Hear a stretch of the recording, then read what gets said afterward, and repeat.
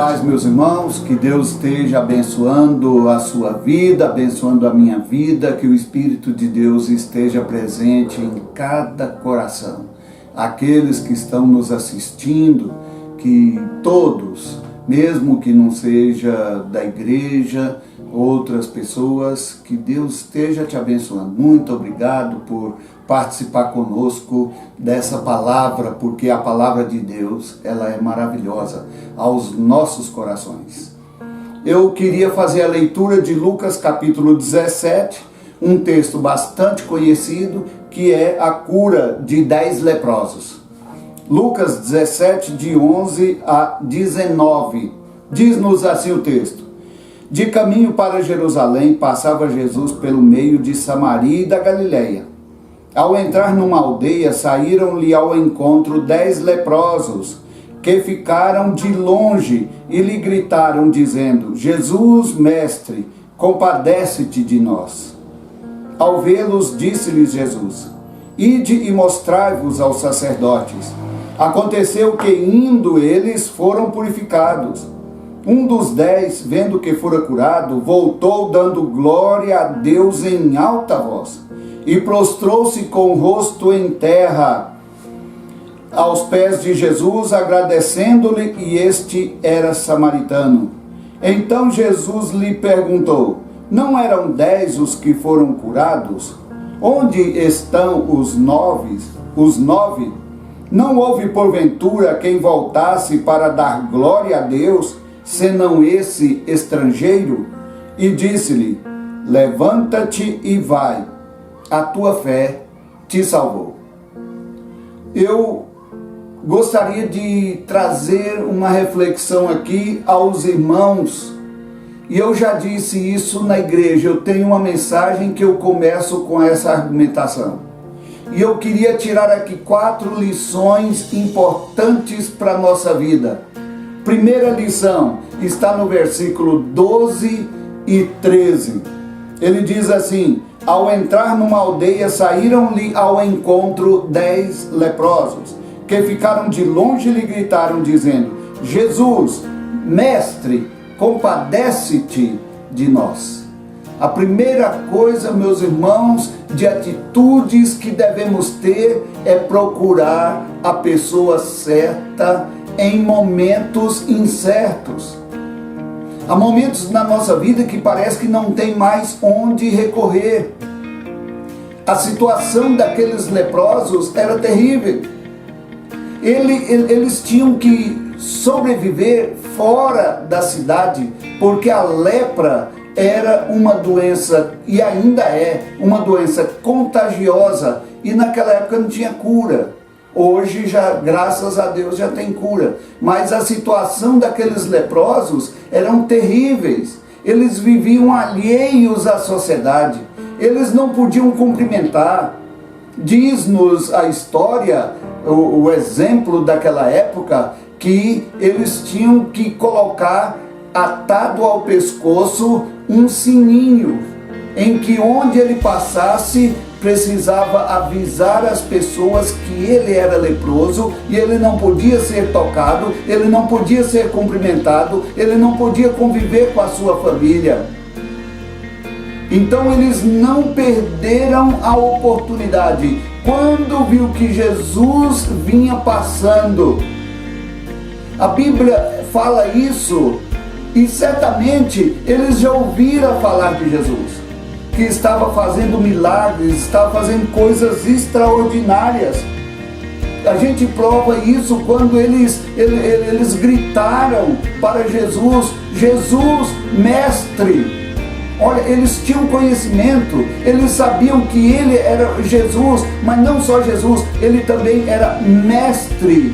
E ali estava a resolução do problema deles. Eles tinham isso em mente. Então a primeira lição que eu queria destacar aqui é que sempre devemos procurar a pessoa certa. Quantas pessoas têm saído mal na sua vida? Quantas pessoas têm feito coisas tão negativas porque procuraram outros refúgios a não ser em Jesus, em Deus. Eles procuraram a pessoa certa, no momento certo, na hora certa. Busca Jesus para a sua vida. Uma outra coisa importante é que quando eles ficaram sabendo, eles pediram ajuda a Jesus. E é interessante que Jesus para e diz para eles, versículo 14, ao vê-los, disse-lhes Jesus: ide e mostrai-vos aos sacerdotes. Aconteceu que, indo eles, foram purificados. Uma coisa importante é fazermos a nossa parte. Há muitas pessoas que têm citado isso como se fosse um texto bíblico ou um versículo bíblico. Faça da tua parte que da minha ajudarei. Não existe esse versículo na Bíblia. Mas sempre Deus quis que nós fizéssemos a nossa parte. Vocês pescaram durante a noite toda, ele disse para aqueles que seriam apóstolos: pescamos, não há nada, não conseguimos nada. Jesus manda eles: afasta um pouco e lança as redes. Eles tiveram que afastar e lançar as redes, e elas vieram abarrotadas de peixes. Meus irmãos, sempre Jesus Deus quer que façamos a nossa parte. Há muitas pessoas que não frequentam a igreja e ficam em casa esperando que as bênçãos de Deus venham à sua vida. E às vezes sofre muito com depressão, sofre muito com o isolamento, com a solidão, porque não tem prazer em estar na presença de Deus, não quer fazer a sua parte, levantar. Quantos gostariam de estar na igreja, mas são impedidos por alguma deficiência física? Quantas pessoas gostariam de ir na igreja e precisam ser levados, mas eles insistem e vão? Quantos idosos já não tinham mais necessidade porque tinha toda a lógica de não ter mais necessidade por causa da velhice, de uma vida de anos avançados, mas eles estão lá insistindo e dando exemplo para todos nós. Eles estão fazendo a parte deles.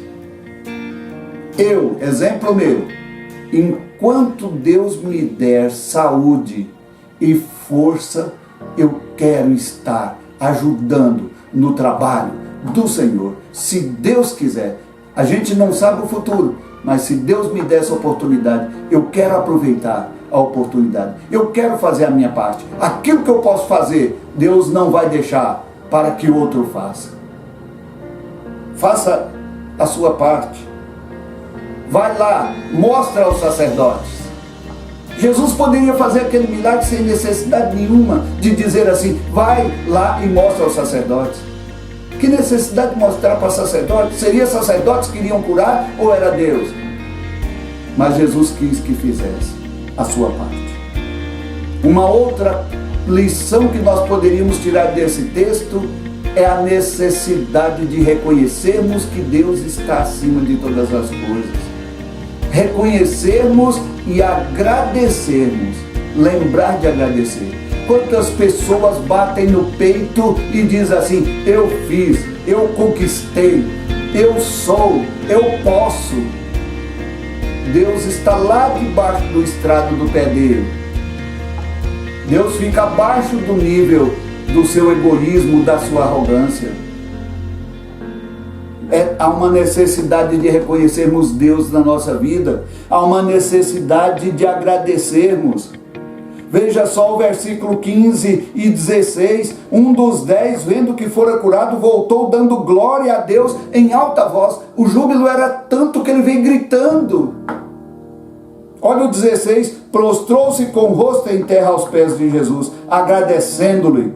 E este era samaritano. este era estrangeiro. Eles não combinavam com a linhagem nem de Jesus. Mas ele resolveu voltar e agradecer. E há, meus irmãos, até uma reclamação daqueles que não lembram de agradecer e de reconhecer que todas as coisas vêm das mãos do Senhor.